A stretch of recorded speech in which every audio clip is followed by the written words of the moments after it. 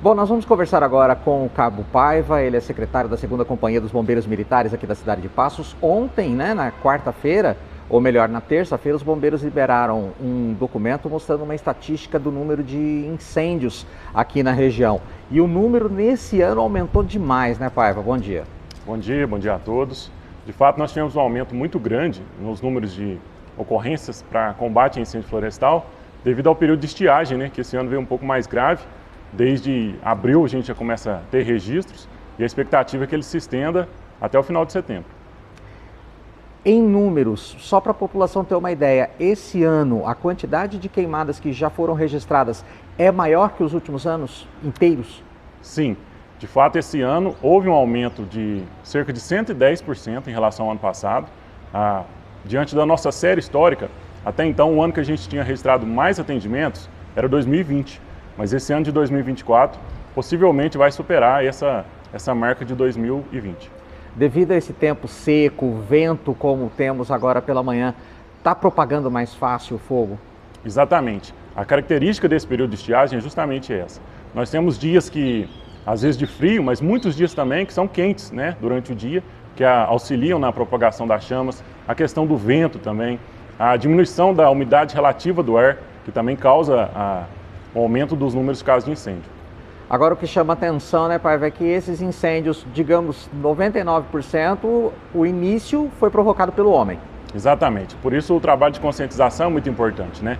A gente sabe que, como você mesmo disse, mais de 90% dos casos são incêndios que são colocados. Às vezes a pessoa não tem a intenção de causar um incêndio, né? Ela começa colocando fogo para fazer uma limpeza, ou ela coloca um fogo ali que ela não imagina. Pode ser, por exemplo, as pessoas que vão fazer camping também, né? Pode acontecer, mas a gente sabe que a maioria da população é consciente e que ela se preocupa. Mas infelizmente, como a gente tem uma pequena parcela que não tem contribuído, a gente tem um aumento desses casos justamente por isso, né? A pessoa, às vezes, sem intenção, acaba provocando um incêndio de grandes proporções. É muito comum na margem de rodovia a gente perceber os incêndios. Esses incêndios à margem de rodovia, a gente pode, não afirmar categoricamente, mas ter praticamente certeza que é uma simples bituca de cigarro?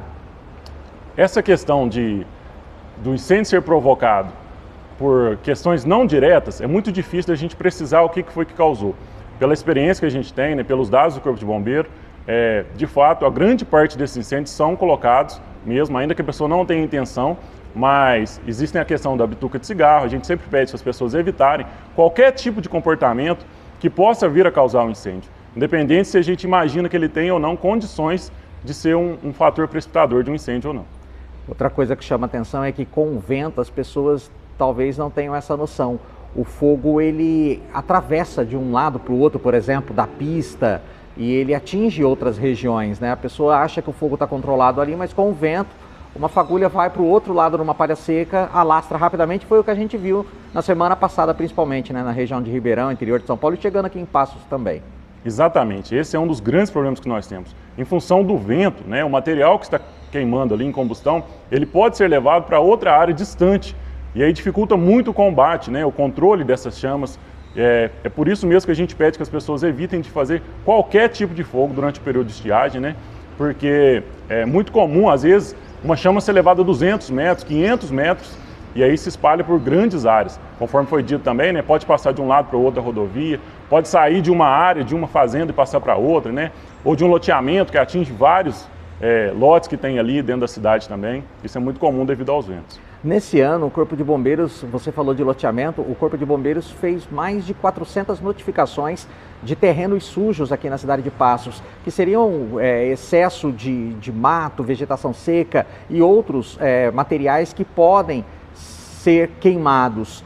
Esses terrenos são privados e até mesmo áreas do município que foram notificadas para limpeza pelos bombeiros? Exatamente. Dentro da Operação Alerta Verde, que é realizada em 2 fases, uma é realizada no início do período de estiagem, né, nos meses de abril e maio, e agora a gente está na segunda parte dela, que é no mês de agosto, no final do período de estiagem.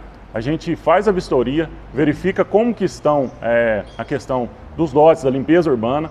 Esses dados são passados posteriormente para a prefeitura, que faz a notificação também.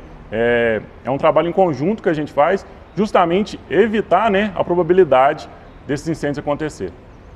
Ô Paiva, Outro problema que a população também precisa se conscientizar: não tem bombeiro sobrando em Minas Gerais, e muito menos aqui na cidade de Passos. Agora, por exemplo, eu estou vendo que o caminhão de combate a incêndio não está aqui, ou seja, tem uma equipe na rua e aqui dentro do prédio tem poucos militares agora. Como que está essa questão? Nós já falamos dias atrás, né, com o Sargento Rodrigo sobre efetivo, concurso, tem pouco efetivo, então está muito escasso o operacional, né? Exatamente.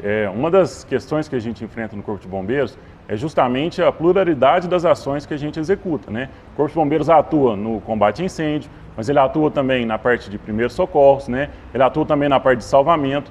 Então, a mesma equipe, ela realiza todos os tipos de atendimento, né? É claro que tudo isso é feito estrategicamente, né? Com priorização, com orientação do comando, mas é importante a gente salientar que são os mesmos militares, né? Quando a gente tem um aumento muito grande da demanda, né, a gente tem que também saber distribuir quais as ações que serão tomadas prioritariamente.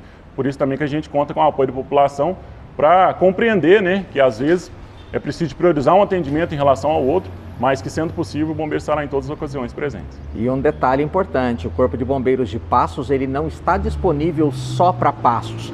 Quantos municípios vocês atendem? Qual o raio que é a área de atuação da 2ª Companhia de Passos? Exatamente. O Corpo de Bombeiros aqui, na 2ª Companhia em Passos, ela atende 13 municípios, né? 13? 13 municípios. Então, além de Passos aqui, que é a nossa sede, né? A gente atende também os outros municípios vizinhos aqui para os demais atendimentos necessários. A cidade mais distante, por exemplo, para o lado aqui do Rio Grande, poderia dizer Carmo do Rio Claro, por exemplo, é a área daqui? Isso, exatamente. Carmo do Rio Claro, e pro lado de São Paulo nós temos também Claraval, né? Então, uma área grande que a gente tem que administrar, né? Por isso que é importante também esse trabalho de conscientização, sempre procurando que as pessoas contribuam para a segurança pública também, como previsto na Constituição.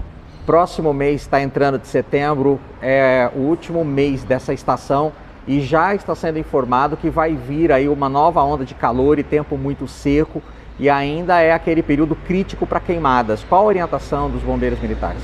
Isso. A primeira orientação, a principal, a gente sempre trabalha com a prevenção, né? É necessário que a gente se preocupe primeiramente em não causar incêndios e não causar incidentes, né? A gente sabe que não é interesse de ninguém, muitas vezes essas coisas acontecem por fatores de insegurança, mas o que é necessário é que a conduta da pessoa seja pensada, né?